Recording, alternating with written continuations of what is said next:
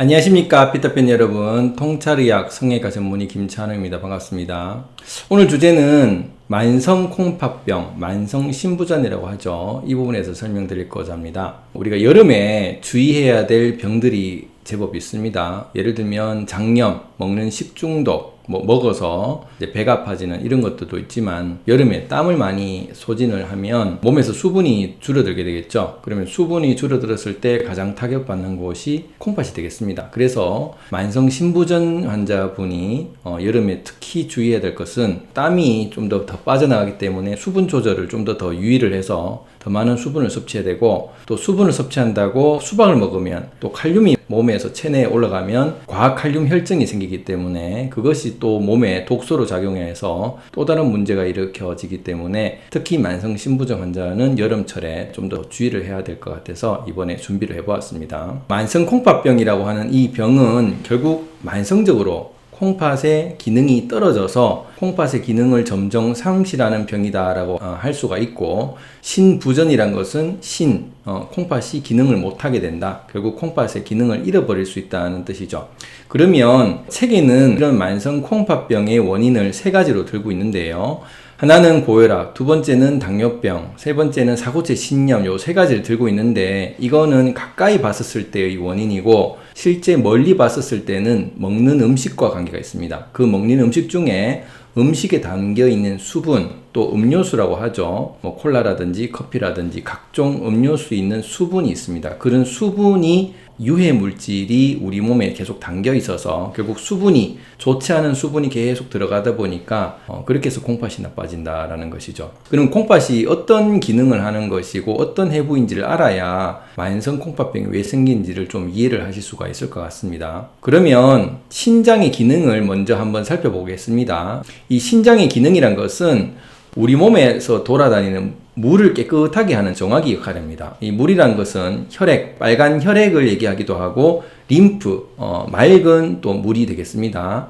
그래서 종맥, 정맥, 이 림프, 이 세 가지를 정화를 시켜서 40분마다 계속 정화를 하고, 또 찌꺼기가 있으면 내보내고, 그래서 소변을 만드는 게 중요한 게 아니라 우리 몸의 유통경로죠. 우리 몸의 유통경로인 혈액과 림프를 깨끗하게 하는 것이 콩팥의 가장 첫 번째 역할이다라는 것이죠. 그리고 두 번째 기능은 혈압을 조절하고, 또 전해질을 조절하고, 산과 염기 상태를 조절하는 항상성을 기능을 가지고 있습니다. 정상 체질에서 부신이 필요해지면 마른 체질로 바뀌고, 췌정이 필요해지면 마른 체질에서 물살 체질로 바뀌고, 또 콩팥이 필요해지면 물살 체질에서 고무줄 체질로 바뀌어서 항상성을 잃어버리게 됩니다. 그것이 콩팥이 나빠지고 있다는 신호가 되는 것이죠. 세 번째는 우리가 에너지원을 먹습니다.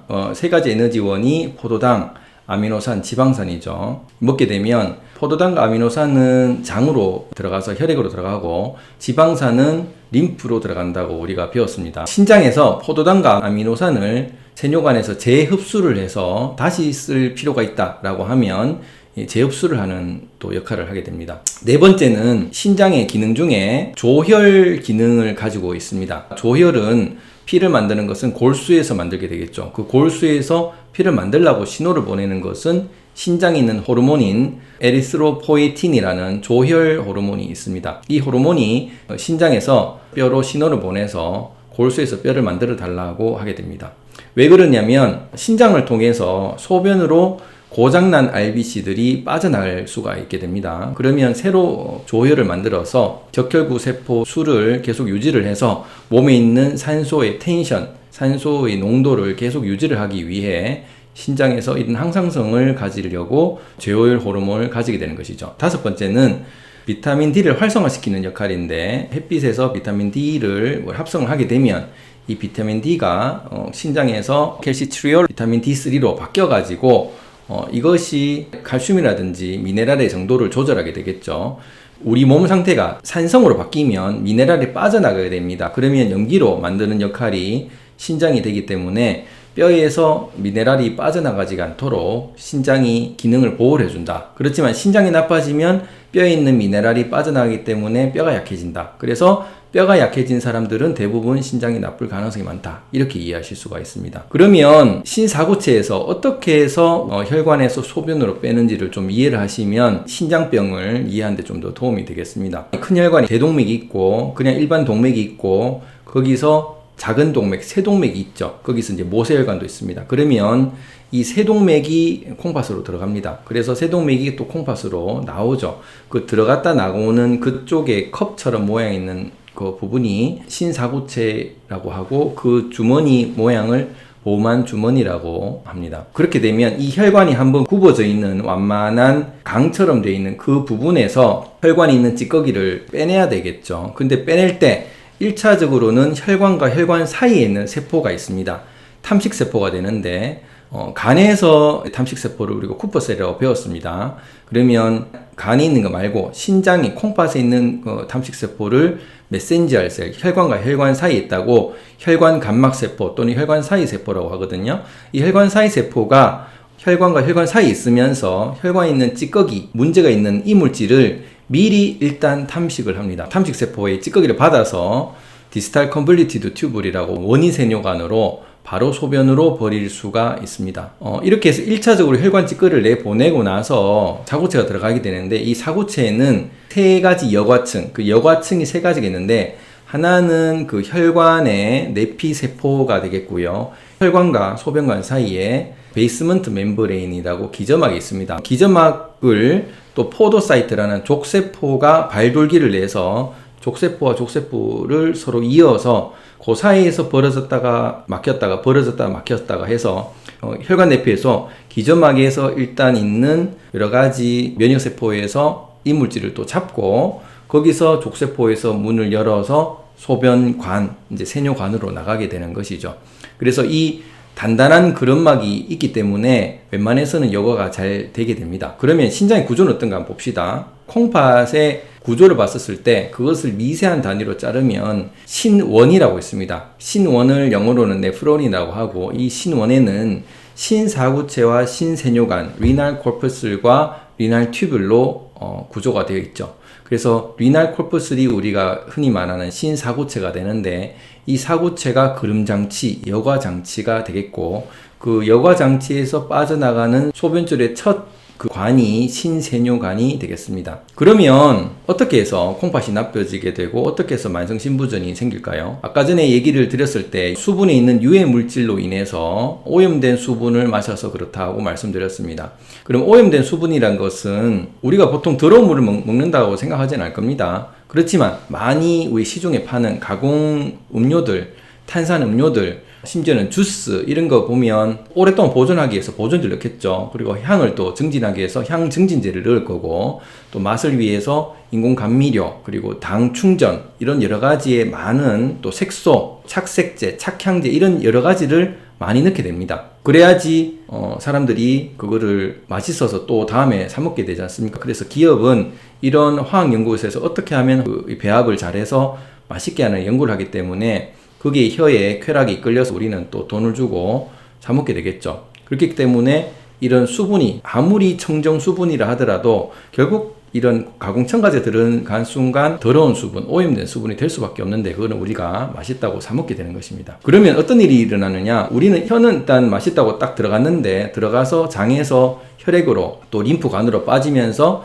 또 콩팥에서 이 오염된 수분이 들어오게 됩니다. 1차적으로는 간에서 끌어내겠죠. 대부분 고체에 있는 오염물질은 1차적으로는 쿠퍼셀, 간에서 그러게 되고 음식에 있는 수분 아니면 음료에 있는 액체 물질의 유해 물질은 콩팥에서 보통 그러게 됩니다. 어느 정도는 항상성이 있기 때문에 어느 정도는 콩팥에서 여과를 하게 됩니다. 그런데 여러 가지 상황이 겹쳐버렸을 때는 여과의 기능을 넘어서는 일들이 생기게 되는 거죠. 예를 들면 콜라를 먹었다고 칩시다. 그럼 콜라의 안에 있는 오염물질, 화학물질이 수많은 화학물질이 많겠죠. 그렇다면 그것을 먹었을 때 혈관으로 가게 됩니다. 거기서 콜라에 있는 찌꺼기들을 잡아먹게 되죠. 그리고 나서 혈관 내피세포에서 기점막을 통해서 기점막에서도 림프구라든지 여러 가지 면역세포들이 또 잡아먹게 되고 그리고 나서 세뇨관으로 빠져나가게 됩니다. 그런데 이 물질이 많아지면 결국 기점막이 두꺼워지고 기점막이 두꺼워지면서 신사고체에 염증이 생길 가능성이 많아지게 되는 것이죠. 이 림프오염이 되면 보통은 땀으로 액체 림프오염은 땀으로 빼내고 콩팥으로 빼내고 두 군데로 결국 피부 부속기와 콩팥을 이용해서 유해 물질을 다 빼내게 되는데, 만약에 운동을 하지 않는다, 땀을 내지 않는다, 그러면 콩팥으로만 내야 되기 때문에 훨씬 더 많은 이물질, 독소들이 사고체를 여과를 기다리고 있을 것입니다. 그 사람의 사고체 여과 기능은 한정이 되어 있기 때문에 더 이상 받아들이지 못할 가능성이 많게 되겠죠. 결국은 그 탐식세포도 커지고 기점막이 두꺼워지면서 신장 혈류를 줄이는 거죠. 너무 독소가 많으니까 조금씩 혈류를 주어서 찌꺼기를 최대한 많이 여과를 하겠다라고 해서 신장 혈류를 줄이면 적스타글루메룰라셀이라는 방사고체 세포가 있습니다. 그 방사고체 옆에 그 세포가 레닌이라는 걸 분비를 하게 됩니다. 이 레닌을 분비하면 간에 있는 안지오텐신5게닌을 안지오텐신1으로 바꾸게 됩니다. 그렇게 되면 안지오텐신1은 폐에 가서 또 혈관으로 가서 거기서 안지오텐신 컨버팅 엔자임이라는 ACE 효소라는 많이 들어보셨을 겁니다. 그 코로나 바이러스 때 이것을 활성화시키죠. 그 AC 효소가 활성화되면서 안지오텐신1을 안지오텐신2로 바꿉니다. 그러면 안지오텐신2가 또 뇌에 있는 뇌하수체를 자극해서 ADH 호르몬, 안티다이레틱 호르몬이라고 항인효 호르몬을 분비를 하게 되겠죠. ADH를 분비를 해서 집합관에 있는 수분을 혈관으로 빼서 혈장을 올리고 혈압을 올리고 전체적으로 신장 혈류를 올리려고 합니다. 또 부신을 자극을 해서 부신이 있는 알도스테론이 전해질과 물을 흡수를 하게 되죠. 이렇게 해서 신장 혈류를 올린다는 것이죠. 신장은 물이 떨어지면 콩팥이 망가지기 쉽기 때문에 또 물을 다시 올려야 되는, 그래서 혈압을 전체적으로 올려야 되는, 그래서 신장 혈류가 떨어지면 몸의 혈압이 올라가는, 그래서 고혈압이 올라가는 일들이 생기기 때문에 이 물질을 많이 먹을수록 우리가 고혈압이 생길 수밖에 없다. 먹는 음식에, 수분에, 커피에, 탄산음료에 먹는 수분의 오염물질이 많을수록 이걸 거른다고 신장 혈류가 떨어질 수밖에 없고, 이 신장 혈류를 또 보상하기 위해서 몸의 전체가 혈압이 생기게 되고, 그것이 만성 고혈압으로 가는 기전이 되겠습니다. 두 번째는 이 고혈압이 계속 생기면서 혈압은 오르게 되는데, 이런 고당뇨 음료, 초콜릿이라든지 주스라든지 당이 많이 들어간 이런 성분을 먹게 되면은 순간 혈당이 많이 올라가게 되죠. 근데 우리 콩팥에서는 당이 너무 많이 들어가게 되면, 당은 설탕을 생각해서 보시면 뻑뻑하지 않습니까? 그럼 혈액이 뻑뻑해지기 때문에 그 포도당이 사고체에 나갈 때 굉장히 상처를 많이 주게 됩니다. 사고체에 상처를 많이 주기 때문에 또 혈장을 올려서 또 포도당을 내려서 췌장에서 인슐린을 이용해서 포도당을 내려서 콩팥이 안 다치도록 하려고 여러 가지 장치를 하죠. 그렇지만 췌장에 피로가 생기면 결국 인슐린을 못 오르고, 그러면 글루코스, 포도당이 더 많은 양이 들어가게 되면 사고체가 망가지기 시작한다는 것입니다. 그리고 이 포도당이, 고농도의 포도당이 어떻게 망가지게 하느냐, 족쇄포와 족쇄포 사이에 있는 이 발돌기에 있습니다. 발돌기를 소실하게 닫히게 하면서 발돌기 사이에 있는 틈으로 여과 장치를 꽉 조아놨다가 풀었다가 조절해야 되는데, 이 틈이 생기면서 당이 빠지게 되죠. 이 당이 빠져서 소변으로 가는 걸 뭐라고 합니까? 소변에 있는 당을 당뇨라고 하죠. 그래서 당이 빠지면 안 되는데, 우리 몸에 정말 중요한 에너지원이라서 세뇨관에서 당을 다시 흡수를 해야 되는데 당이 빠져나가는 현상이 당뇨가 되기 때문에, 두 번째가 이제 당뇨가 우리가 만성 신부전으로 가는 중요한 원인이 될 수 있는 거고요. 세 번째는 또 단백질을 우리가 또 당 말고 아미노산, 또 단백질이 또 중요한 에너지원 중에 하나인데, 우리가 고기를 많이 먹는다, 그런데 훈제를 많이 구워서 먹는다, 그러면 탄고기를 많이 먹는다 하면은 AGE라고 해서 Advanced Glycated End Products, 최종 당화산물이 생깁니다. 이런 최종 당화산물은 또 족쇄포의 발돌기를 소실시켜서 틈을 열게 되죠. 그래서 적색고기나 훈제고기나 이런 것이 결과적으로 최종 당화산물을 만들어서 족쇄포의 틈을 만들어서 결국 그 먹었던 그 단백질이 알부민으로 빠져나가게 되죠. 이 알부민으로 빠져나가게 되면 투명하지 않고 우리 소변이 보면 약간 볏짚 색깔로 투명해야 되는데 투명하지 않고 탁하게 됩니다. 그것이 단백질이 빠져나갔다는 것이고 그걸 단백질료라고 하죠. 이 단백질료가 된 게 보통 사고체 신염이 되겠습니다. 그래서 사고체 신염이 있으면 단백질이 빠져나간다는 거죠. 그래서 정리를 해보면 이물질이 많이 있는 가공첨가제가 있는 음료를 많이 먹었다라고 하면 혈압이 다시 올라간다 해서 고혈압이 생긴다고 그랬고, 두 번째는 이물질이 있는 것을 많이 먹는다 그러면은 혈류가 떨어진 걸 막기 위해서 고혈압이 생기고, 그럼 고혈압이 생기면 거기에서 RBC가 고장이 나기 때문에 또 그 족세포 사이로 고장난 RBC가 빠져나가는 혈뇨가 생길 수 있는 것이고, RBC가 빠지는 것을 혈뇨라고 하고요. 또 당이 빠지는 것을 당뇨라고 하고요. 그리고 단백질이 빠져나가는 것을 단백질뇨라고 합니다. 그래서 적혈구와 단백질이 빠져나가는 것이 결국 고혈압과 당뇨와 사고체 신염이 되는 것이죠. 이 세 가지가 결국 만성 신부전의 하나의 원인이고, 그 이전에 그 원인은 뿌리는 유해한 수분을 먹었다. 우리가 훈제 고기를 먹는다든지 탄산음료를 먹는다든지 커피도 계속 로스팅해서 구운 거죠. 최종 당화산물이 제법 많습니다. 커피를 마신다든지 이런 청량음료라고 되어 있는 각종 음료들이 많이 먹게 되고 가공음식을 많이 먹게 되면 결국 콩팥에 있는 여과를 장치를 너무 많이 이용해야 돼서 고혈압, 당뇨, 사고체 신염이 일어나고, 그것이 결국 만성 신부전으로 가는 길이다, 지름길이다라는 것이죠. 게다가 우리 몸에 재생 시간이 있습니다. 특히 재생을 회복하는 기간이 있는데, 이것이 밤 10시부터 새벽 5시까지 멜라토닌이 신세뇨관도 재생을 하고 또 사구체도 재생을 하고 재생을 해줄 시간이 있는데, 또 거기다 가공음식도 좋아하는데 늦게까지 잔다. 새벽 2, 3시까지 TV를 보고 또 폰을 보고 잔다. 그러면 신세뇨관과 사구체를 여과를 하는 그 기능이 떨어지기 때문에 사고체 여과율을 다시 올려주는 그 시간을 잠을 자지 않고 있기 때문에 결국 계속 떨어지게 되는 것이죠.